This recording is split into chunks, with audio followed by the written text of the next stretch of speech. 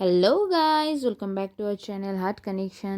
তো আজ চলে এসেছি একটা নতুন রেসিপি নিয়ে। আজ তোমাদেরকে দেখাবো আমরা কিভাবে ঘরে বানালাম ভ্যানিলা স্পঞ্জ কেক।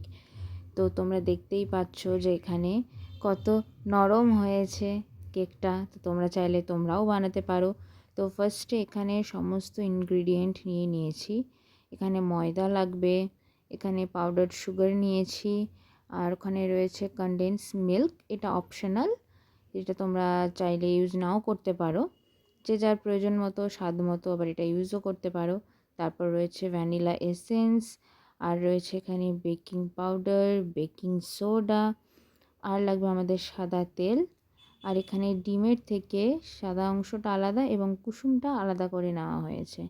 তো চলো এটাকে ফার্স্টে আমরা একটা ভালো করে ইলেকট্রিক বিটার দিয়ে বিট করে অনেকটা ফ্লাফি করে নেব। আর যাদের কাছে বিটারটা নেই তারা হ্যান্ড উইস্কার দিয়েও ভালো করে সেটাকে ব্লেন্ড করে নিতে পারো। এবার এখানে আমরা ফার্স্টে যে পাউডার সুগার রয়েছে সেটা এখানে ব্যবহার করব, কিন্তু পুরোটা একসাথে দেব না, অল্প অল্প করে দেব এবং সেটাকে ছেঁকে দেব।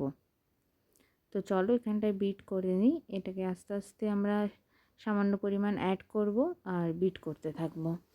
এরপর এখানে কুসুমটার মধ্যে সামান্য লবণ দিয়ে এটাকে ভালো করে মিশিয়ে নিলাম।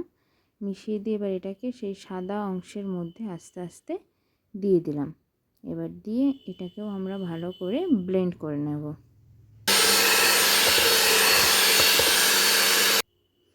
এরপর এখানে আমরা নিয়েছি 1.5 কাপ পরিমাণ মতো ময়দা।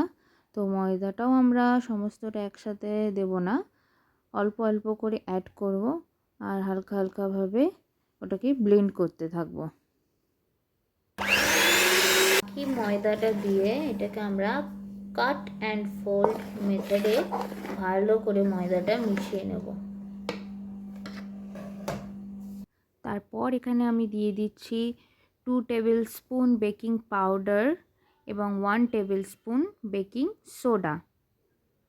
তো এটাকেও আমরা এখানে চেলে ইউজ করব যাতে ব্যাটারটা একদম স্মুথ হয়। তোমরা যদি এটাকে চকলেট কেক বানাতে চাও তাহলে তোমরা এখানে কোকো পাউডারও ইউজ করতে পারো, ওটা একদম অপশনাল।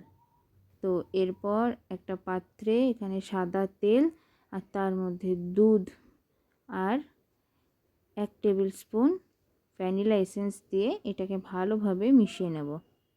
তারপর সেই মিশ্রণটা আমরা কেকের যে ব্যাটার বানাচ্ছি সেটার মধ্যে দিয়ে দেব।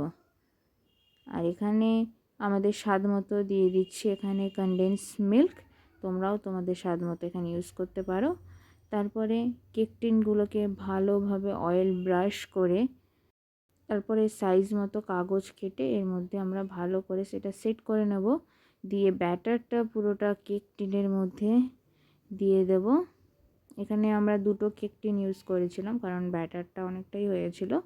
তো আমরা 2টো কেক বানাবো বলে এখানে 2টো কেক টিনের মধ্যে ব্যাটারটা ভালোভাবে নিয়ে নিয়েছি। এইবারে হালকা হালকাভাবে আমরা সমস্ত দিয়ে তারপরে হালকা করে এখানে এটাকে ট্যাপ করে নেব, যাতে যদি কোনো ইয়ার থাকে সেটা পপ আউট হয়ে যাবে। এবার আগে থেকে একটা এখানে আমরা সসপ্যানের মধ্যে স্ট্যান্ড দিয়ে এটাকে হালকা গরম করে নিয়েছি। আর এক পাশে দিয়েছিলাম কড়াই, তো দুদিকে 2টো কেক বসিয়েছিলাম। তো এটা যখন গরম হয়ে গেছে এবার তার মধ্যে কেক টিনটা দিয়ে দেব, দিয়ে ঢাকা দিয়ে দিলাম। এবারে 40 মিনিটস হয়ে গেছে, তো চলো দেখা যাক। দেখা যাক। Come closure.